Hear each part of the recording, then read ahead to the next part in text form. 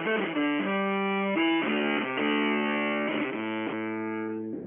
is Ari Lehman, the first Jason Voorhees from Friday the 13th. You're listening to The Caretaker on the Graveyard Show.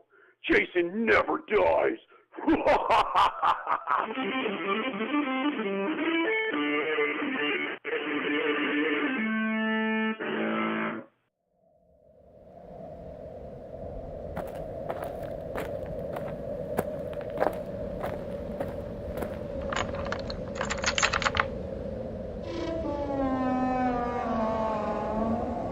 Welcome to the Graveyard.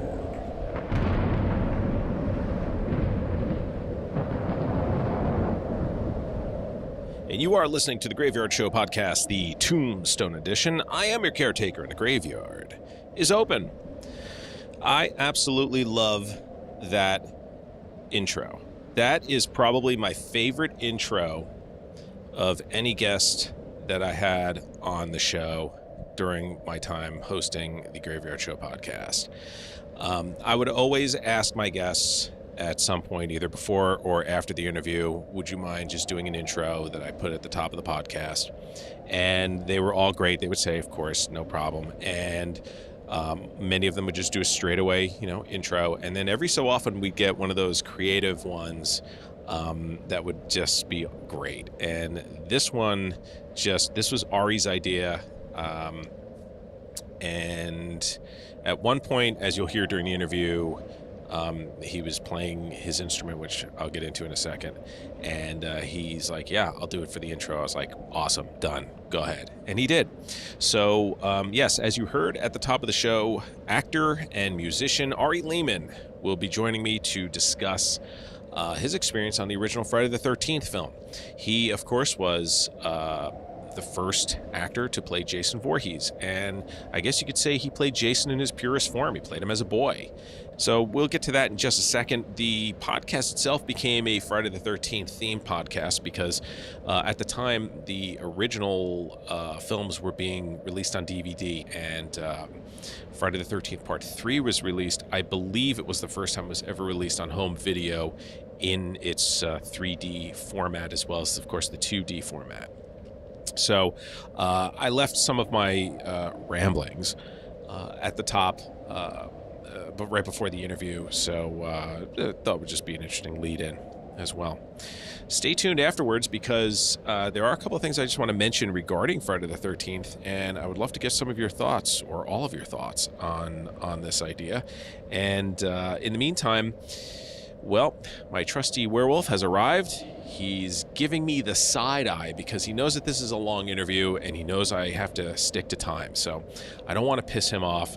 So I'm going to hand you over to my trusty werewolf. He, of course, will take you into the archives of the Graveyard Show podcast, where we will revisit my interview with actor and musician Ari Lehman. And we'll also find out what the key sword of doom is.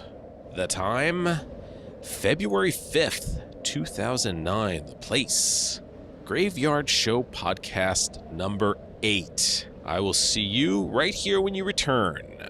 Safe travels.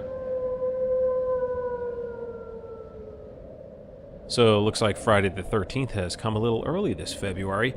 No, I'm not talking about any changes to our calendar. What I am referring to is the release of Friday the 13th on DVD, uncut, parts 1, 2, and 3, which came out on Tuesday, along with the documentary His Name Was Jason, all released at the same time. So, of course, I tried to go down and get it at my local video supermart. Unfortunately, these movies were very hard to come by. That's unfortunate for me, but good for Paramount, and certainly good for all those who are fans of the Friday the 13th series. It was quite difficult to get my hands on. I was able to get part 1 and just watched it, and I have to say I thought it looked really good. I think the transfer was really good. That was certainly worth the wait. I'm not sure exactly what part 2 and part 3 DVDs are yet, but I'm really anxious to see them. I really can't wait to see what part 3 looks like in 3D at home. But I really do wish that there was more features, more extras on there that were from that time period, as opposed to what was just done now, as far as like a recent documentary reunion. That's great, but I like the original stuff. Well, now it's time to get down to business, and as you can hear in the background, a new grave is being dug. Although, ironically enough, I don't know if this grave can contain my next guest, because you see, he is, as I call him, Jason Ground Zero.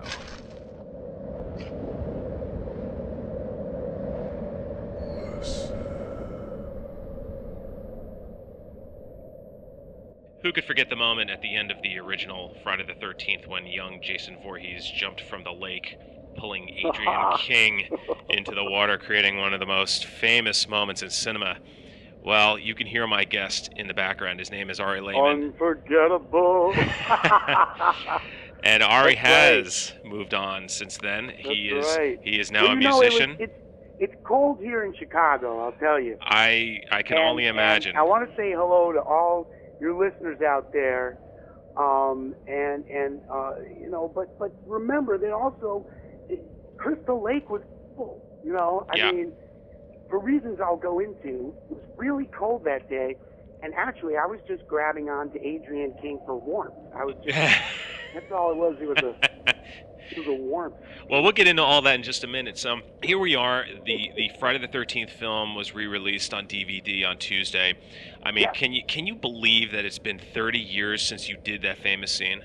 Wow. No, that's pretty amazing in itself. That is incredible. What's even more amazing is that somehow we're talking about it today, and that it really lasts for some reason. And that new uncut version that they put out, they remastered it. They brought out the colors. It's got wonderfully vivid red that was never even seen before. But I saw it in the theater recently at the Scarefest in Lexington, Kentucky, and it was a thrill. It still holds up, especially when I jump out of the water. Sure. I mean, that's one. I mean, when you talk about great endings of look, I can't even classify it as a horror in horror movie terms. When you talk about classic endings for a movie, period, that is right there. And if you want to, you want to subcategorize it and put it in the horror genre, I think that, along with the end of Carrie, right off the top of my head, especially for that time period. You said it right there, man. Because, well, I mean, to put it in context, yes, it's beautifully directed and beautifully created. Okay, it starts out with the sun, dancing on the water. The violins are playing. Yeah. The policeman comes in the background. She's just, letting her hand drift in the water, looking off wistfully. The violins swell up, and boom! That's really when it all happened. So, and Harry Manfredini, the composer of that soundtrack, certainly has to be mentioned. But did you know? There's a bit of trivia for you that scene was not in the original script. Really? The ending scene where Jason comes up out of the water was not in the original script. And as a matter of fact, you mentioned Carrie. Well, Sean Cunningham had seen Carrie, and he decided that he would like a little surprise ending.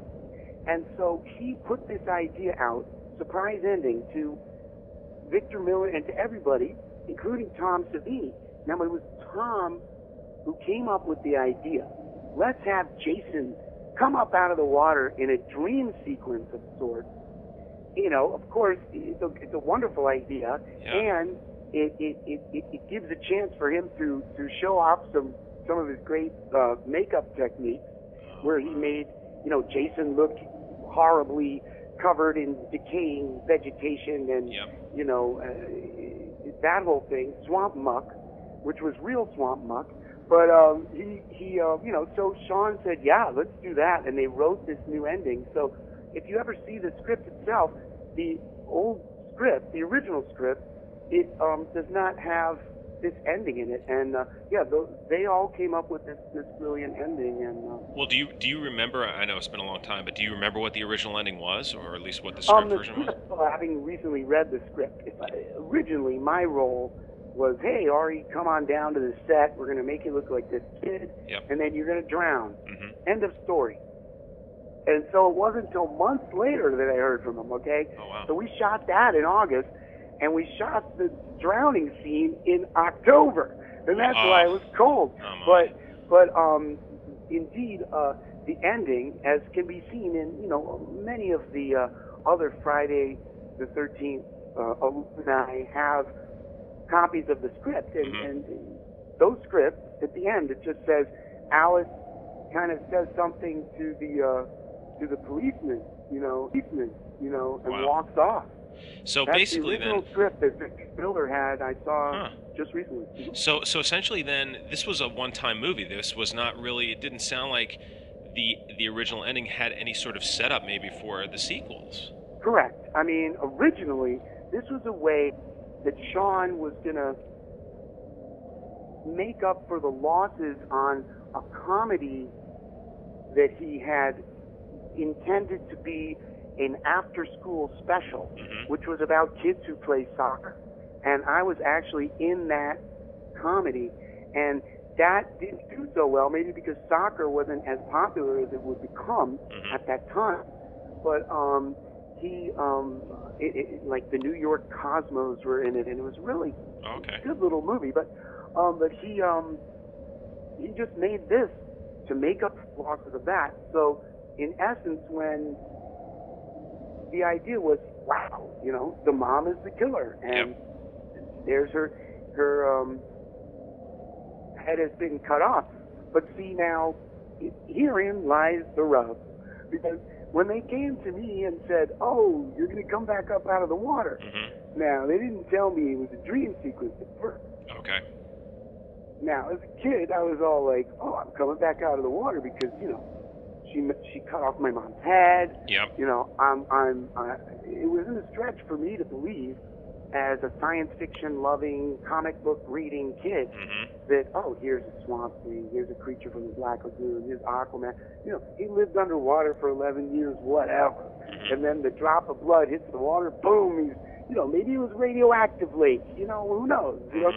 So, to me, it was real. And I insisted this to Tom, and Tom said, well, no, it's a dream.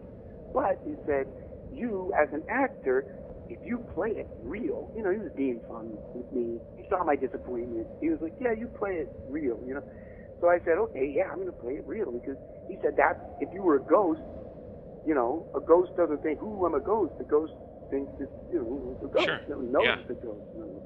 So, which I was all into that, So, and I was all into getting into character and stuff like that as a little actor there. As a matter of fact, Kevin Bacon himself actually teased me one time when I was staring into the water of Crystal Lake, and they were all having fun on the beach, and he came by and said, "Hey, what are you doing, Ari?" And I said, "I'm getting into character, man." And he got a great laugh out of that. Oh wow! Well, you were a fan of sci-fi and fantasy before you even got involved in making this movie. What were some of your favorite shows or comics, or what was it that you really gravitated to in that genre? Well, I mean, at first, my dad brought me to see Star Wars in Times Square. Oh wow! Like the week it came out. Yeah. And that people forget, especially nowadays when they hear big movie opens, that was an event. Oh man, I mean, I'll never forget it. It was electrifying. And it's amazing how it stayed with so many of us that remember, that were young at that time, how that moment has kind of stayed with us. It's pretty amazing. Well, I mean, my dad really made it a special moment for me, a kid who he knew, was into, the entertainment thing, and he wanted to see it too, but, it was a very memorable moment because, here there was this huge line, and of course my dad he worked in New York City. We were New Yorkers, and so he already got tickets. you know. Mm-hmm. So he just went to the front of the line and just, you know, he already bought tickets, you know. He just, boom, we just walked right in. And it was Nice. like, wow, you know. Nice, yeah. When you see those lines going around city blocks, it's like, oh my gosh, how long is this going to take to get to the get to the box Yeah. office? And I just realized, you know, wow, that was, you know, it was a thoughtful moment. But then also, you know, I just dug the movie so much. I saw it 9 times. Wow. Wow. So, you know, that's what made me say, oh, I got to get into movies. Mm-hmm. And I actually, now I snuck into the audition for that comedy. Mm-hmm. And, you know, by pretending that I knew what was going on, by carrying a clipboard with me and acting very, and asking questions, and they let me in, even though I didn't have an agent. And then they gave me a script, and I read, and they gave me a big role, 80-line role in the movie. Wow. And then Sean said, so who's your agent? And I said, oh, I don't have an agent. And he was like, oh, that's great. You know? You're hired. Now, but Sean was really a great director, someone very inspiring, somebody who, you know, he makes you, you know, demand the most of yourself as an actor. And his thing, to tell you the truth, not overplaying stuff. I mean, that's really, and if you look at some of the best parts of Friday the 13th, I think, and the reason why it gets engaging is just the interplay between those counselors. Mm-hmm. And, you know, that could have just been so awfully, you know, boring, but he makes it, you know, just move along. And, you know, it's not to say, it's really not a great masterpiece of cinema, but it's like, I look at, the ability to take a storyline and make it appeal and make it fun and make it work on screen is a great art in itself. And, you know, we don't need every movie to be, you know, Slumdog Millionaire. well, I think too, that's all the rip-offs that came out after it. I think they rip off the idea, they rip off the slasher idea, and then what happens is that everything else is over the top. And I think that you're right. You know, that's what does work for the original Friday the 13th.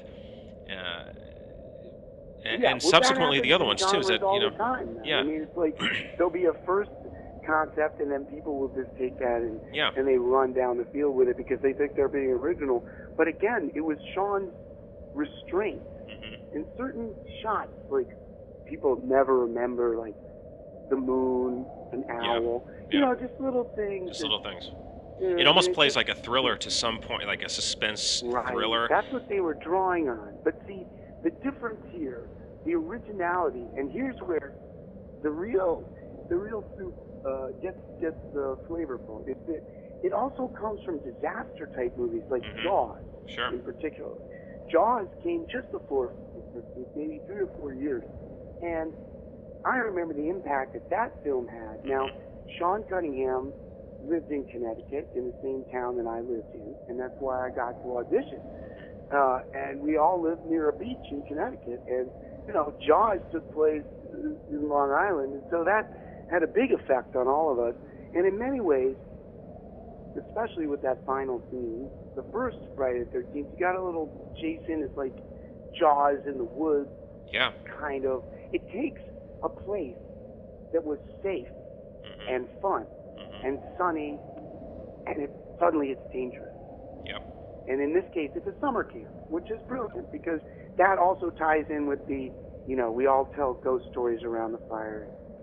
So, you know, it's like when someone makes something that's just wonderful to eat, but it's not necessarily gourmet food, but, you know, gosh darn it, you're just going to eat a bunch of it because it's yummy. I mean, so, you know, and that's why people had fun with it. And a great twist, too, with the killer. Well, absolutely. But that did have a precedent, you'll see. I mean, ultimately, I mean, I asked Victor about this, but, you know, the idea of a woman being the brutal murderer had been explored, of course, in Hitchcock, but Deep Red, Dario Argento's Deep Red, if you remember, the wonderful little old lady. He sits down to tea with her. Yeah.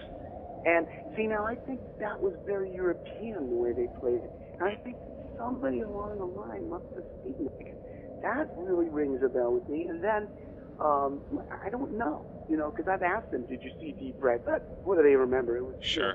the 70s. Yeah. But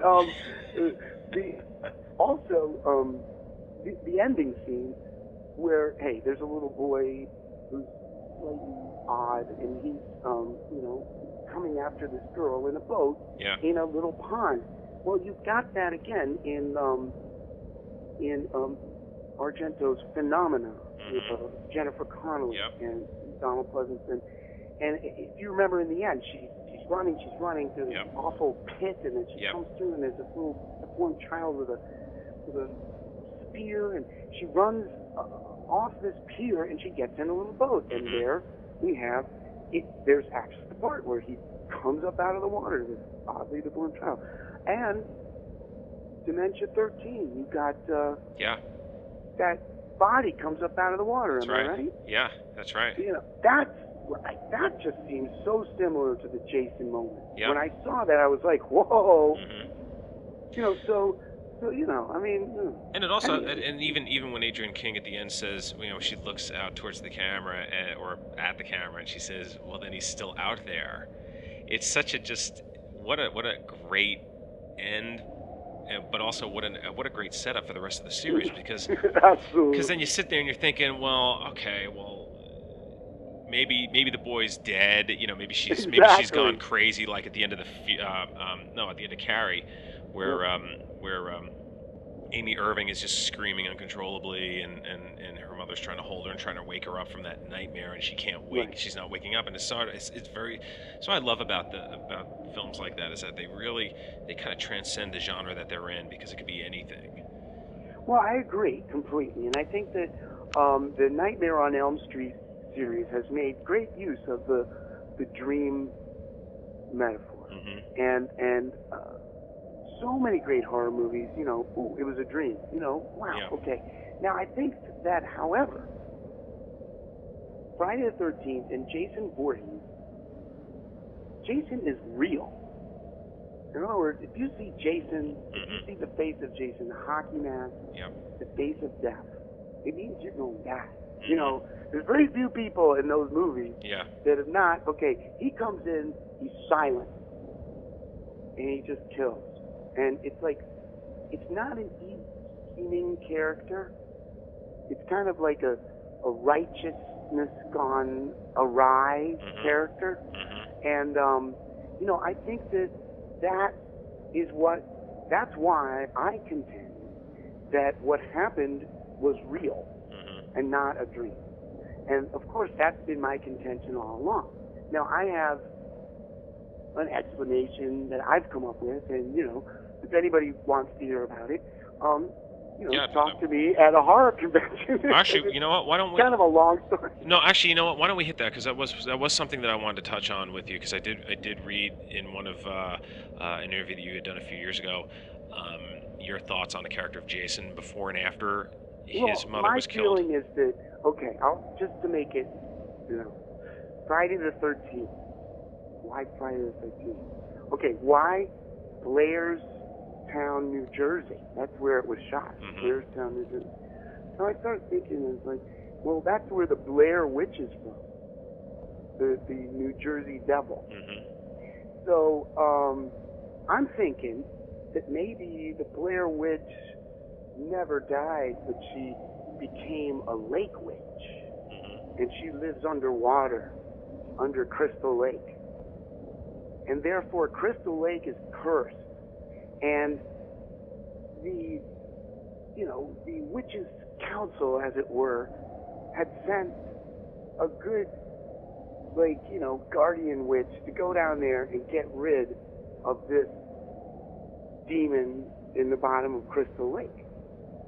So in my scenario, this witch, upon finding Jason's drowned body, revives the body by making a deal with Lucifer that he will be forever cursed to not die and to live out this righteous rage, that, and that his soul, in essence, will be upon the soul will be the responsibility of this witch if she wants to do this.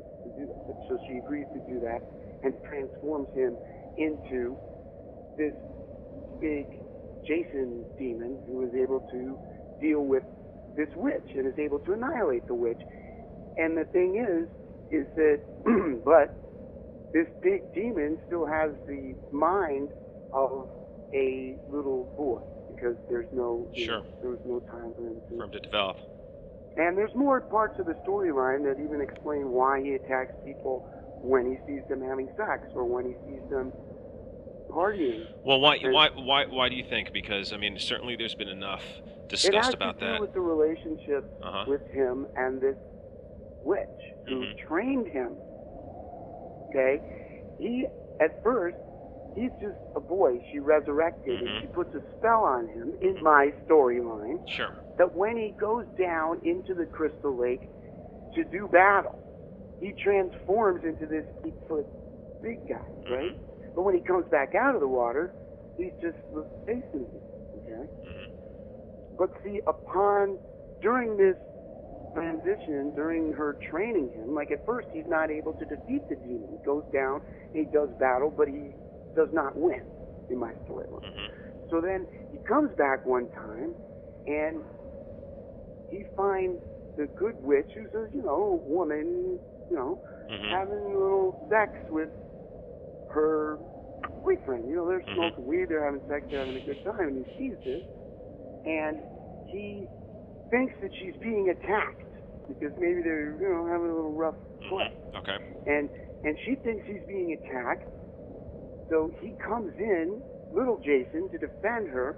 Comes in, the guy's startled, slaps the kid, runs off, screaming and yelling. She starts crying, screaming and yelling. He's this little kind of adult kid, so this is a big traumatic event in his life. Okay. So anytime he associates, and he's never able to reconcile this because of later things, he's not able to come to terms with this before he becomes this beast.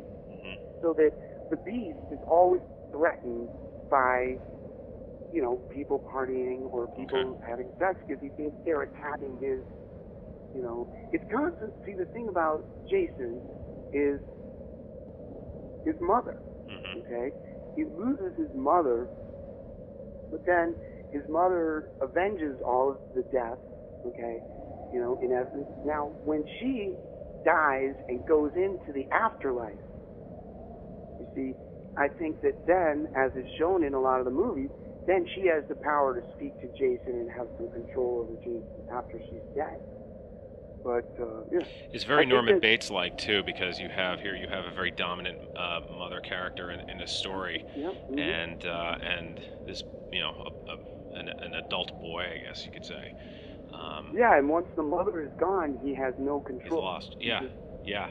Just lost in the woods. Yeah. Right. Exactly. Yeah. So there's a lot of theories. I just think that to me, if we were to explain, hey, how did he get to be this huge Jason? Well, the idea is after the destruction of the demon happens the same day that there's this battle in which his mother's head is cut off. It's cut off. Well, I'll tell you right now, this is as good of an explanation as I've heard. I mean, it certainly makes a lot of sense. I brought in a little witchcraft thing there, because how does he get exactly. huge? And, Yeah, and he gets, he's constantly getting, body parts chopped off and burned up and, drowned, and he keeps coming back. So why not? I mean, the curse of Crystal Lake. Exactly, and, which he and the thing about people partying and have sex, it's not a value judgment. It's not a moral movie, because I'll tell you, for one thing, those guys who made the movie would be the last people to say, don't have sexual sex. I mean, those guys were partiers in the 1970s. Yeah, I always had a feeling using that as an excuse to show people having sex and partying. Yeah, I always had a feeling that people looked a little too deep into those films for stuff like that. I never really bought that. Gambling, like strip poker, is that bad? Yeah, too? it's like really, is that what you really Showering think? as well. Yeah. Don't shower. It's just I never got that. You had a great story that I'd read about when you auditioned for Friday the 13th. You got the wrong set of sides. Yeah, well, you know what happened? Yeah, Sean just called me and said, come down to the studio. When I got there, he wasn't there. Yep. And Cindy Vizi, I think was her name, handed me, the script that was just on the desk. Now, how old were you at the time? I was like 13, okay. 12. All right, just 12, to kind of get everybody into perspective 13, here. Yeah. Okay. So I'm looking at this script, and, it's like the character's name is highlighted in yellow. And it says, this character goes off in the woods to make out with his girlfriend. And I was just like, what? My eyes got really big, and I'm looking at the script like, wow, this is just getting better and better, Because I never, I just had points, hey. Yeah. But, here's Sean comes in. He's like, no, that's not your script. That's Kevin Bacon's script. Or, he probably didn't say Kevin Bacon. He said, that's for Kevin. That's this great. is Ari's script. This is yours. And then I was like, oh. And then he said, well, what would your mom say anyway? And I'm like, whoa. And then he said, look, man, we got you playing the monster. And I was like, whoa, I'm a monster, So I got into that. And then, of course, my life completely changed because he said, okay, we're going to put you into this makeup guy. And he's going to bring you out to the studio, and you guys are going to work on the makeup. And I was all like, oh, okay, cool, And it was Tom Savini. Now, did you know Tom before that? I mean, were you aware of who he was? Okay. He didn't do the other thing. I didn't know. And here's this totally creative, wild, genius spirit in, like, the full throes of the 1970s. Like he would just preach to me about psychedelicism and creativity. I mean, this guy, he was constantly fencing, like stage fighting. Like you'd have to watch, you'd have to be ready at any moment. When did you find out now that you got the role for Jason? Was it immediately that day? It was just like I was there, yeah, yep. and even on the phone call, the first thing he said was like, "Can you swim?" And I was like, "Yeah, I could swim." Mm-hmm. But he knew that already. But he just said, "Can you swim?" And I was like, "Yeah, it's fine. You got the part right there." So it's like it wasn't even like they were gonna have Sean's son Noel do it, but his wife didn't want that. Mm-hmm. So it was Steve Miner who said, "Hey, call Ari. He'll do it. Like Mikey, he'll do it." Yeah. Yeah. And I was like that kind of kid. Totally, I still am. Well, now, how was it getting the mold made for your head? Like, describe that process. Well, they used alginate, which is like, kind of plasticky, styrofoamy stuff. Mm-hmm. And, and they were very happy to have it because it's kind of new. And, and they were still learning how to make it set. And, so, of course, there would be times when my whole head would be wrapped in this alginate, mm-hmm. With straws up your nose to breathe. But, it's not the most unpleasant thing, but it's not like the most pleasant thing. But these guys were constantly goofing around. So the first mask that we did came out, and literally there were like little laugh lines because, my mouth had moved, Sure. into the laugh position, and Yep. I couldn't help it, So the great story is that Savini goes, because I'm a musician mainly, and we'll talk about that. But he says to me, "Have you heard The Doors? Jim Morrison and The Doors?" And I'm like, "Yeah, I've heard. I think so." He said, "Well, let me put this on." So he puts on "People Are Strange When You're a Stranger," and I'm just like, whoa! I just got mesmerized, and he put on the whole album. So that's how we were able to from laughing.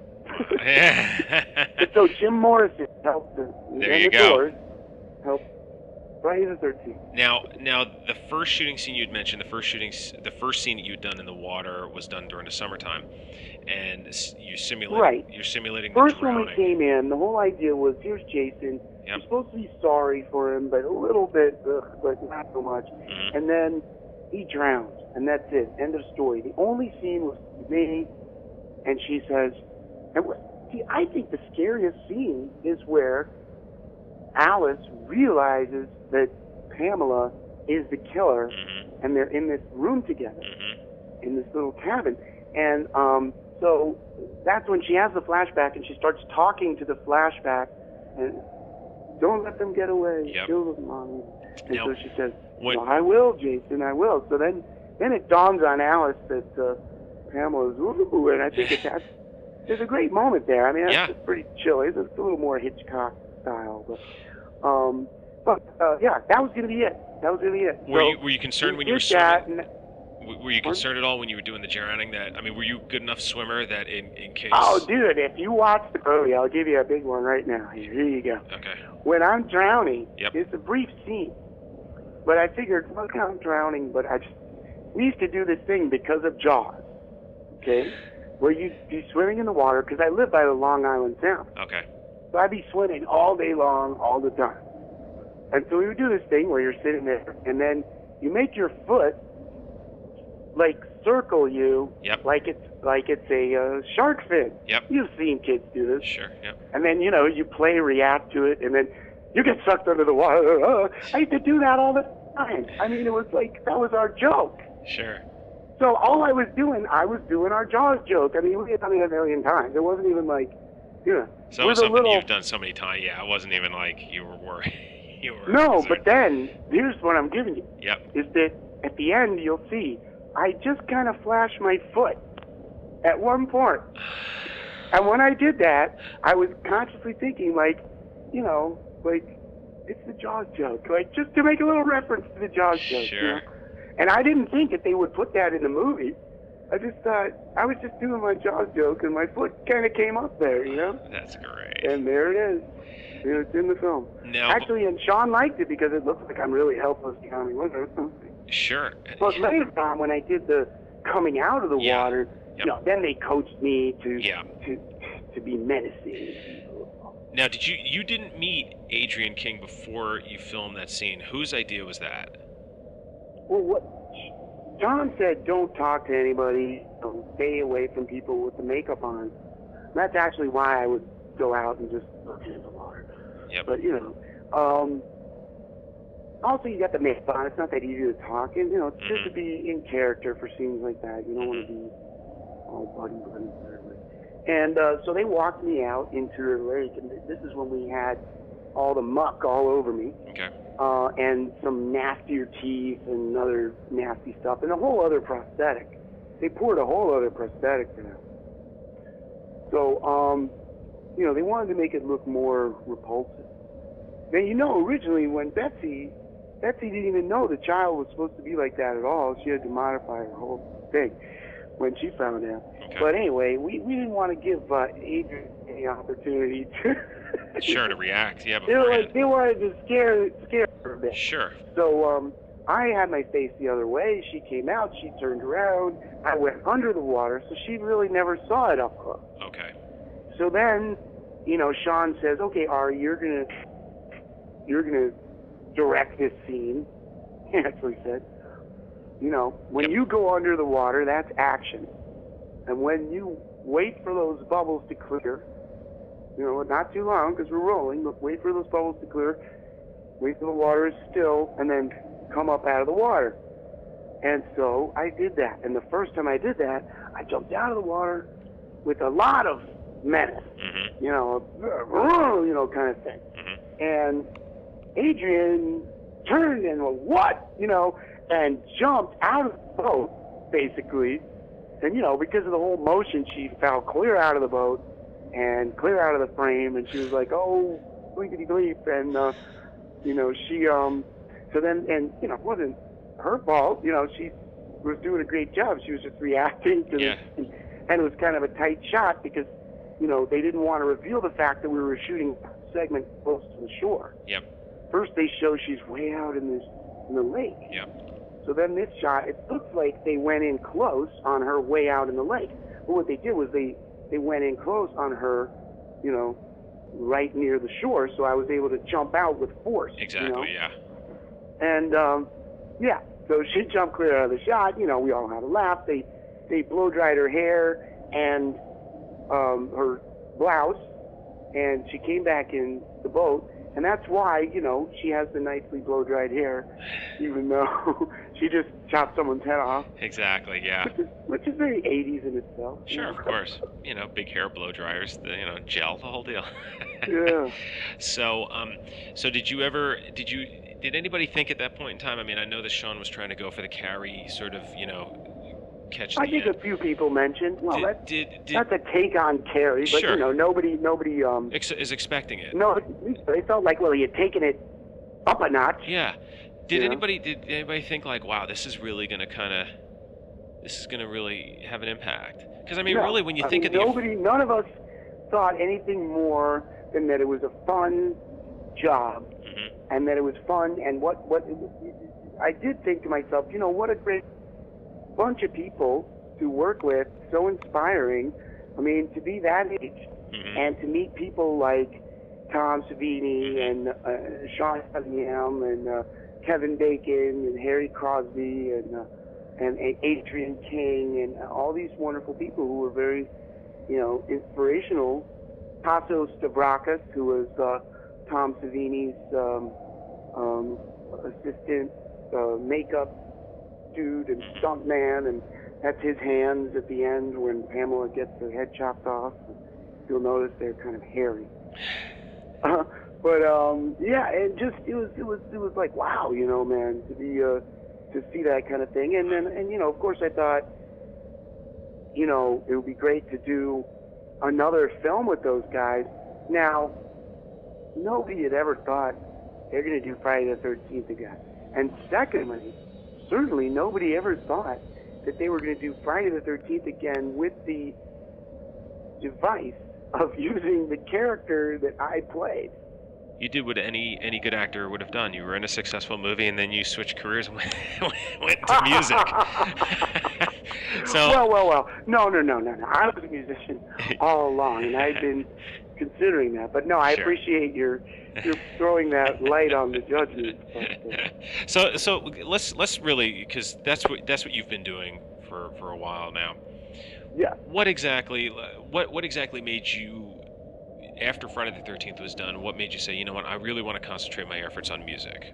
Well, I'll tell you straight out. It's when you do movies, there's just such a gap between the creation time and the production time and the response from the audience time, as opposed to, when you are on stage singing in front of a metal band mm-hmm. to a capacity crowd who's banging on the stage and throwing Yep. horns in the air. Pretty intense. It's pretty intense, and it's visceral, and it's immediate, and, I honestly think that while there are people who can act circles around me, Mm-hmm. there's very few keyboardists who can play circles around me, Mm-hmm. and I knew that. Mm-hmm. But what it took was, for me, to get to this point, was to become a true frontman and a true singer, and to get my songwriting skills together, and to get my ability to engage the audience together directly and simply. And I feel like that goal has been reached, and so now, first of all, I benefit greatly from the tutelage of the bass player from Macabre. Now, you listeners might know about Macabre, the great murder metal band from Chicago. Mm-hmm. The Dahmer record. They have all kinds of Vampire of Nuremberg. They have like all kinds of hits out there. Mm-hmm. And they've been together for 20 years, the same three guys.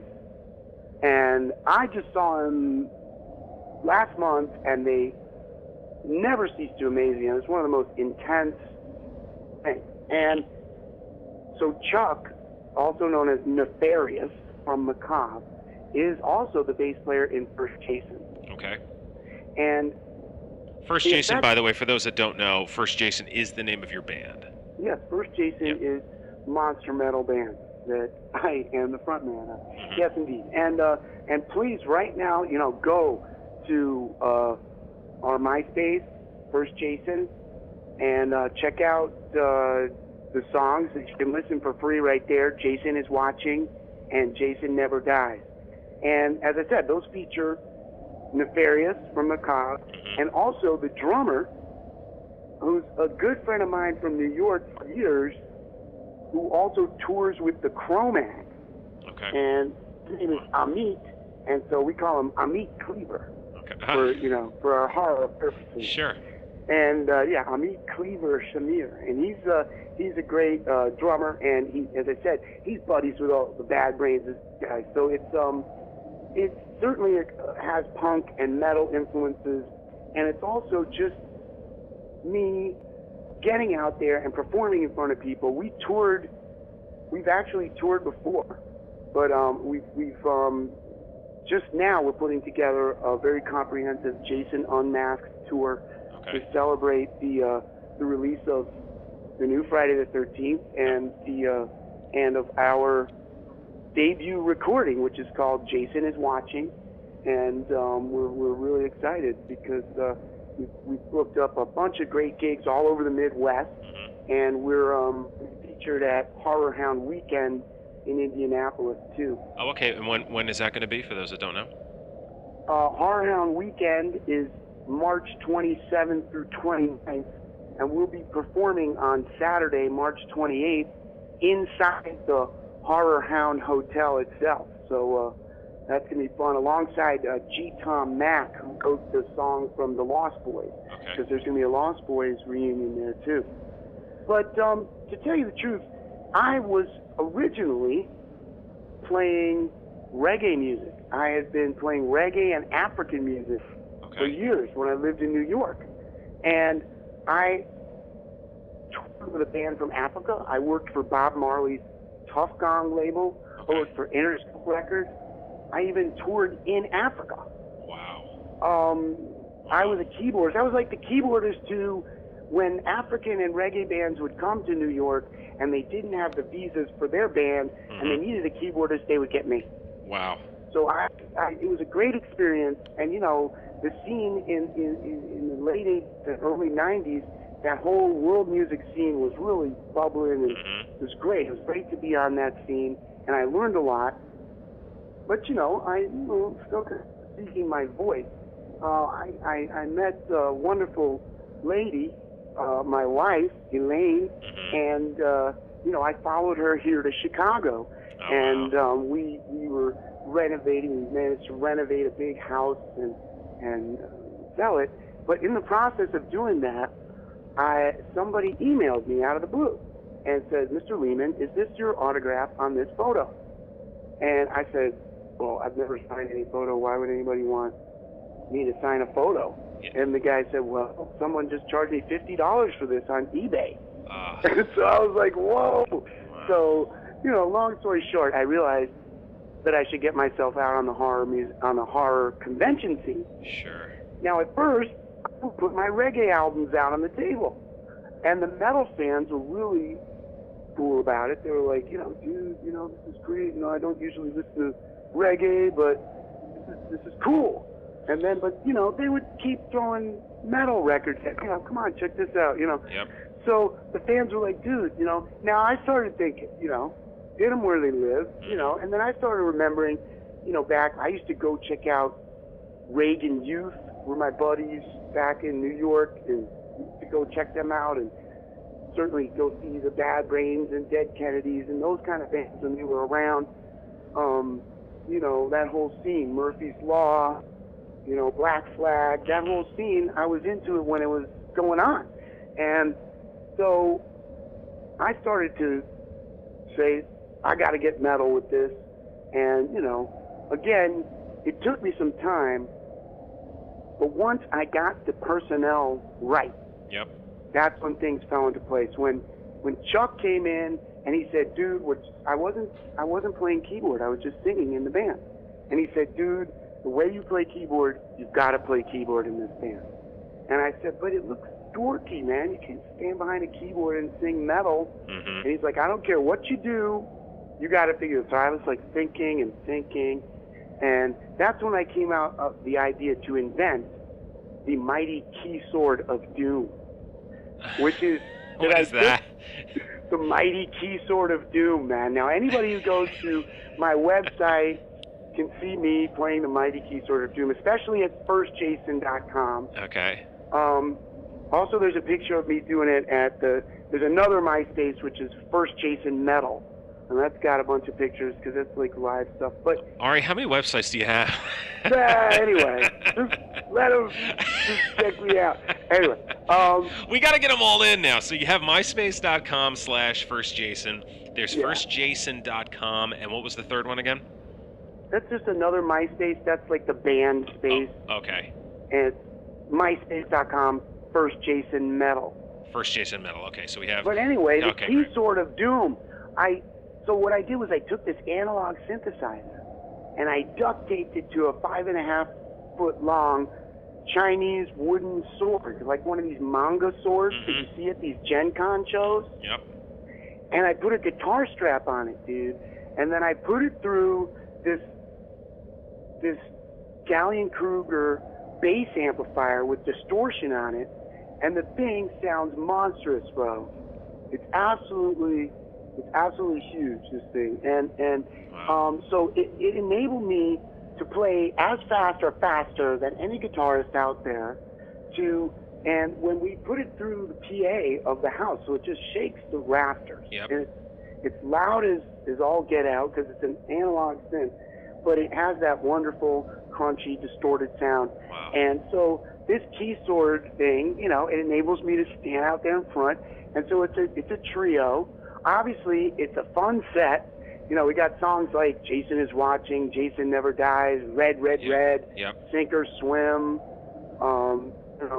You Better Run, these kind of songs. And I'm just very happy with the recording that we've managed to get together now, just in time for Friday the 13th. And we recorded that here in Chicago at Sound Palace Studios with Matt Mercado, who's been doing a great job of getting me to sing properly.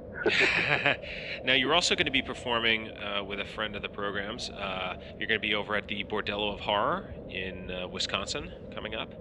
Yeah, that's right. And yes, indeed, Bordello of Horror. Yes, and that's because that's for the Madison show, right? Yes, it is. Yeah, oh yeah. And do you happen to know what the date's going to be on that? Well, the Madison show is March 22nd at the Annex. Yes. We're going to be at the Annex, and we are really looking forward to that. I think we have some great bands playing with us. Yeah. What's the name of the band? The Dolphins?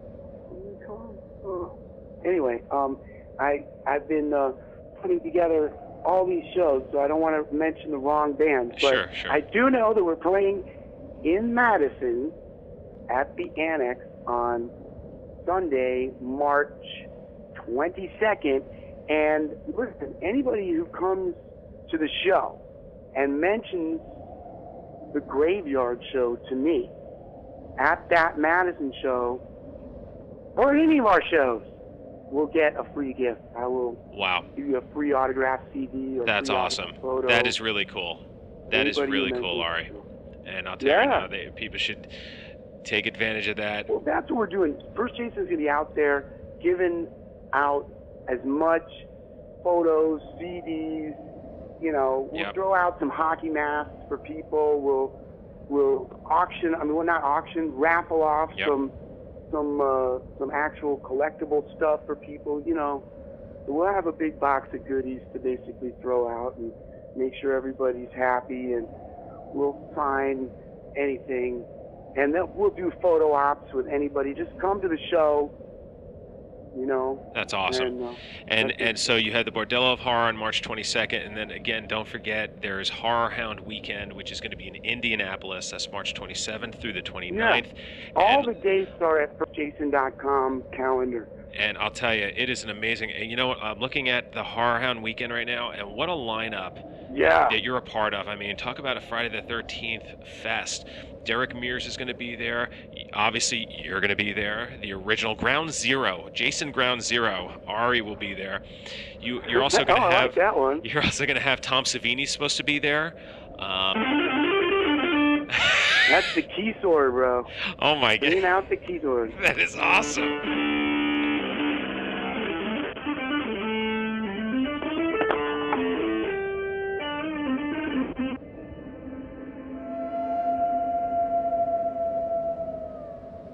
Well, welcome back. I hope you enjoyed the soothing sounds of the key sword of doom performed by Mr. Ari Lehman. That was really awesome. I had a lot of fun with this interview. As you heard at the top of the interview, you know, Ari came in guns a-blazing. He he didn't even wait for me to introduce him.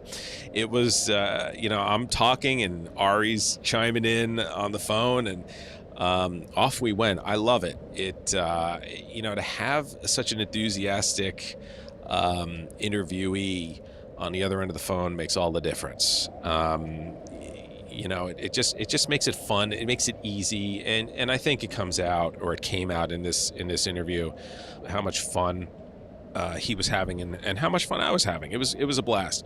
So Ari, if you're out there listening, thank you so much for that interview all those years ago, as George Harrison once said. In the meantime, so I wanted to just kind of mention, if you aren't aware of the other documentary, so His Name Was Jason was one documentary that came out on Friday the 13th, but there is the Uber documentary that came out called Crystal Lake Memories, and that thing is incredible.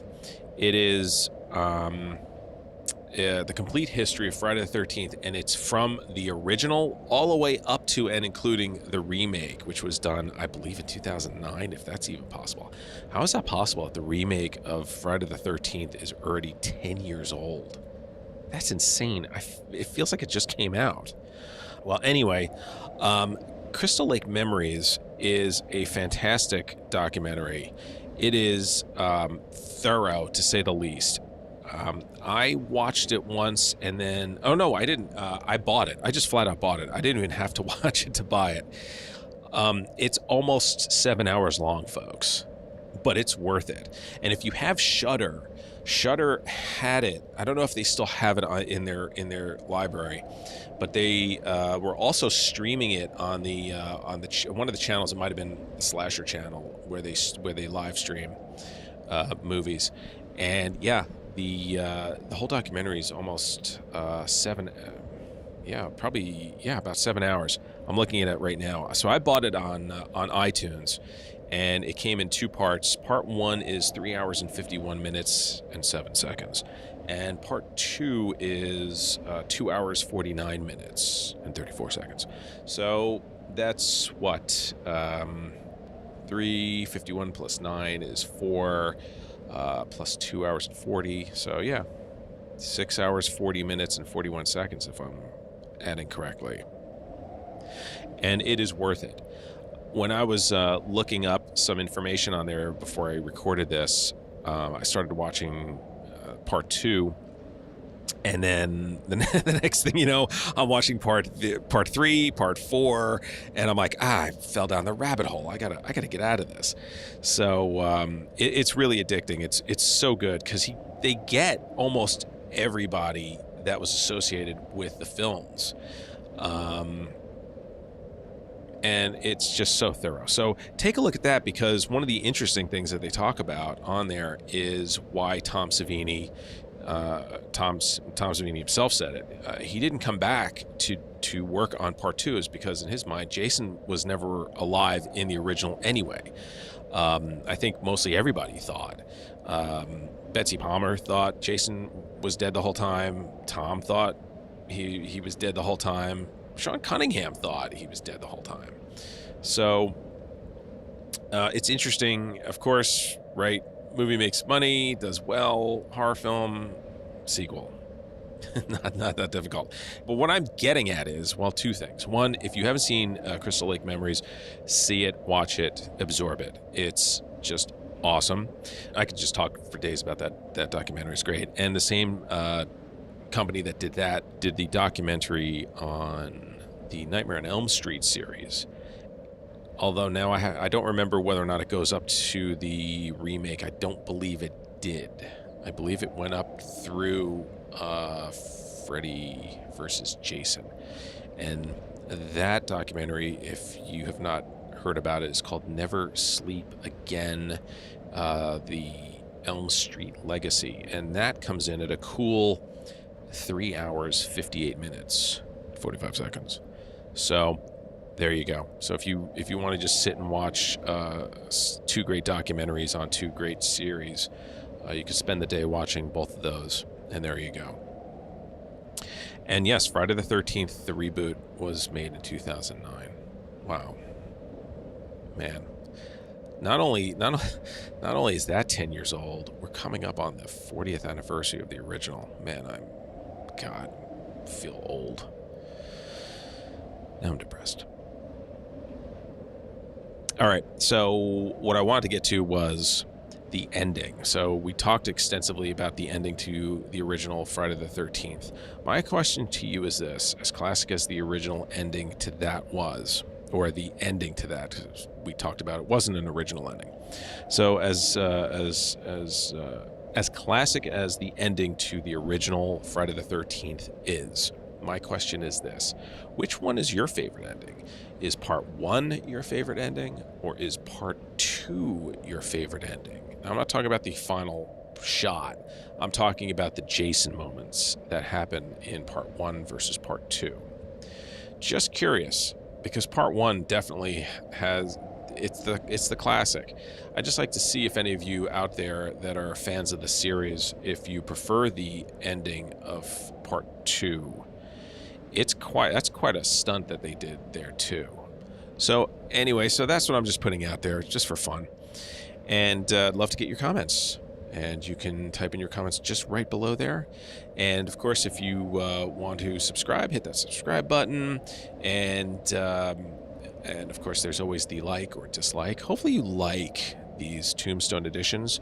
This is the 4th one that I've now put down into my newly renovated graveyard. A lot more to come, folks.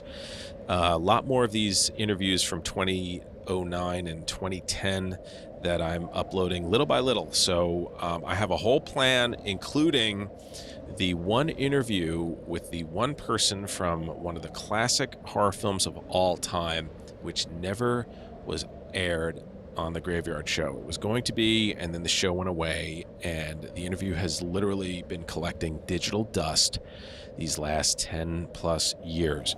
And at some point it's going to be uploaded. I just wanted to get these other interviews out there first so you can all, kind of see the show, hear the show, get an idea what it is. And if you're a fan of horror, come on back. If you know anybody that's a fan of horror, point them in this direction. The Graveyard is always open to everyone who would like to come inside and learn a little bit, not only just about horror, but about filmmaking and just about these people in general. All right. Look forward to having you come back here again soon.